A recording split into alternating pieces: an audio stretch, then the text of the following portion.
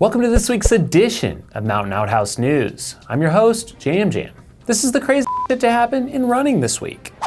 This week's stories include the Fresh Prince of Barkley, Rickey Gates starts running every single street in Mexico City, and Debo gets a truck. John Kelly, 15th finisher of the Barkley Marathons, has been busy scooping up Strava crowns at Frozen Head State Park.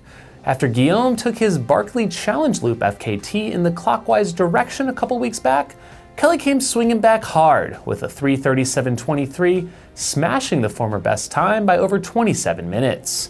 John proclaimed on his Instagram that he now has all 64 Strava crowns in Frozen Head State Park, and he has claimed it as his kingdom. All in all, he has covered 209 miles, 56 hours of running, 59,000 feet of climbing, and 18 total trips to accomplish the feat. Wait, what's that? I guess the internet has found 3 more crowns that slipped through Kelly's grasp. Oh wait, what's that? Kelly has already returned back out there and gotten them. Well, would you look at that? He now has all 67 segments in the park. Well, all but one, Brett Money's 5-loop Barkley record, still stands. Let's see if the Fresh Prince of Barkley will take that one down in a few weeks' time. Any bets? Rickey Gates fled straight to Baja after his completion of the San Francisco Every Single Street project this past fall and has wound up in Mexico City. He's apparently caught the bug again and has been running different blocks of the city over the past few days. There was a 35-mile day in the Polanco district yesterday and 15 miles of Condesa today. If you're looking to follow in his footsteps, use the hashtag #EverySingleStreet or just ESS for short. By the way, if you haven't seen his new film, Every Single Street by Dean Leslie on the Solomon TV channel, you must check it out. Apparently, Rickey isn't really running all the streets in Mexico City, as he said that would stretch halfway across the globe. Well, we reported on this last week, but Cara Goucher is officially going trail, folks.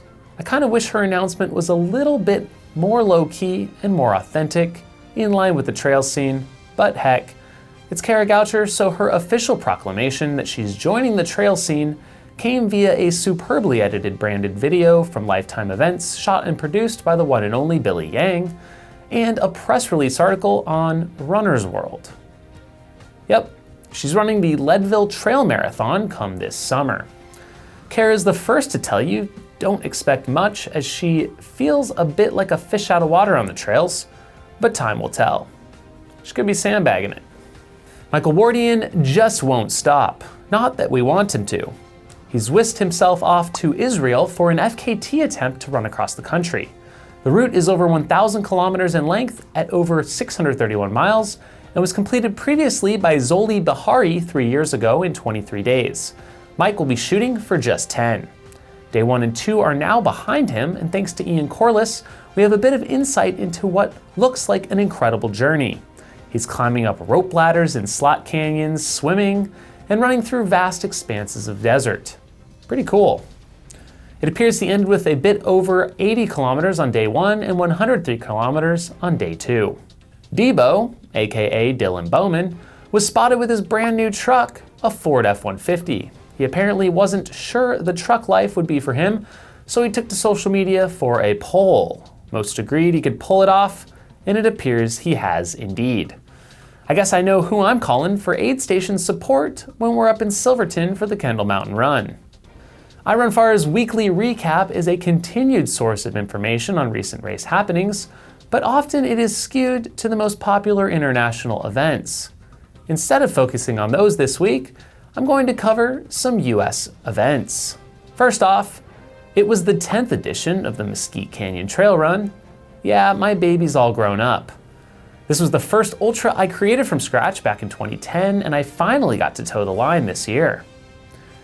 It was great seeing everyone out there.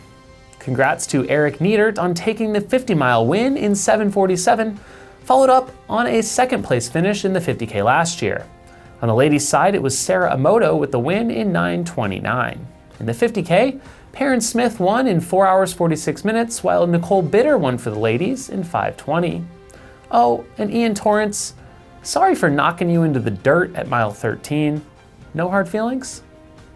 Inside Trail held their Marin Ultra Challenge under wet and rainy and wet conditions in, you guessed it, the Marin Headlands north of San Francisco. Katie Arnold was your victor in the 50K in 4:29, while Alex Varner won the men's race in 3:36. In the longer 50-mile, Megan Arrozo took the win in 7:52, while Vincent DeMassa won the 50-mile in 6:57. Back in Arizona, the Antelope Canyon Ultras featured a 50K, 50-mile, and 100-mile distance through slot canyons. Joseph Taylor won the 100 in 20 hours, 12 minutes, with Johanna Yalin winning the ladies in 24:29. Ian Sharman won the accompanying 50-mile in 6:57, with Katie Olson taking the women's win in 8:37. The IAAF, who creates qualification standards for world athletics, including the 2020 Olympic Games in Tokyo, have released such standards as of this past week. Shocking to some is the entry standards for many of the running distances, including the marathon. It says the men's qualifying time is a 2:11:30, while for women it's 2:29:30. So only 80 participants may toe the line at the Olympic marathon for men and women, meaning some standards must be developed, and I guess if you can't run those times, you just ain't gonna make the cut. Some are speculating if the US squad will even be filled out, since they have a hilly course set for the trials in Atlanta next year. Only time will tell. A shout out to our good friend SkizzleFresh, who turned 31 this week. Head over to his gram and show the old man some love, people. Sounds like there's some doping reform coming to the world thanks to the leaders of 18 national anti-doping organizations getting together ahead of the annual symposium in Switzerland. It sounds like they're aiming to ensure conflicts of interest are rooted out of the World Anti-Doping Agency, or WADA, with the aim of increasing the organization's credibility. Well, let's hope so. We'll see what else comes of their meetings this week. We've had a slew of viewer-submitted Outhouses rolling in this past week, and I'm absolutely loving them. Enjoy.